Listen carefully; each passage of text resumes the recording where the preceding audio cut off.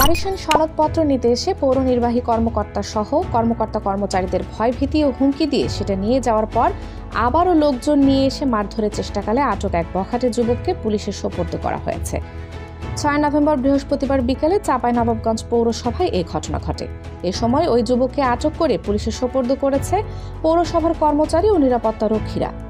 প্রথমবার একা এসে ওয়ারিশান সনদপত্র নিয়ে গেলেও দ্বিতীয় দফায় সন্ত্রাসী বাহিনী নিয়ে এসে পৌর নির্বাহী কর্মকর্তার গাড়ি ভাঙচুর করার হুমকি দেয় এবং বাইরে থাকা লোকজনকে প্রস্তুত থাকার নির্দেশ দেয় আটককৃত যুবক মেরাজুল। এমনকি মারধরের চেষ্টা করতে গেলে তাকে আটক করে পুলিশে খবর দেয় পৌরসভার স্টাফরা।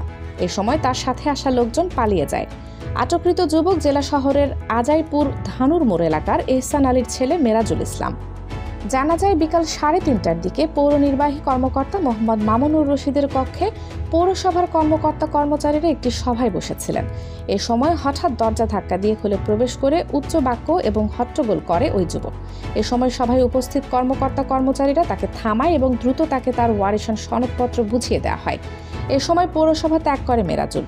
পৌরসভার কর্মচারী ও নিরাপত্তা রক্ষীরা জানান, বিকেলে এই ঘটনার পর আবারও দলবল নিয়ে বিকেল 5টার দিকে পৌরসভায় আসে মেরাজুল। এ সময় একা দোতলায় গিয়ে হামলা মারধরের চেষ্টা করে, এমনকি মুঠোফোনে নিচে থাকা লোকজনকে পৌর নির্বাহী কর্মকর্তার গাড়ির নম্বর অবগত করে এবং গাড়ি বের হওয়া মাত্রই ভাঙচুর ও হামলার নির্দেশ দেয়।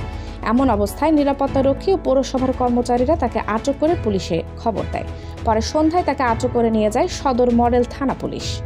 চাঁপাইনবাবগঞ্জ পৌরসভার নির্বাহী কর্মকর্তা মোহাম্মদ মামুনুর রশিদ জানান, অফিসে এসে 2বার হট্টগোল, বিশৃঙ্খলা ও মারধরের চেষ্টার ঘটনায় আতঙ্কিত হয়ে পড়েছেন পৌরসভার কর্মচারীরা।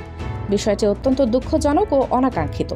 নিরাপত্তা ও তার স্বাস্থ্য নিশ্চিত করতেই পুলিশকে খবর দেওয়া হলে তারা তাকে আটক করে নিয়ে গেছে, অথচ তাকে তার ওয়ারিশান সনদপত্র দ্রুত সময়ে এমনকি দুপুরে আবেদন করে বিকেলেই দেওয়া হয়েছে।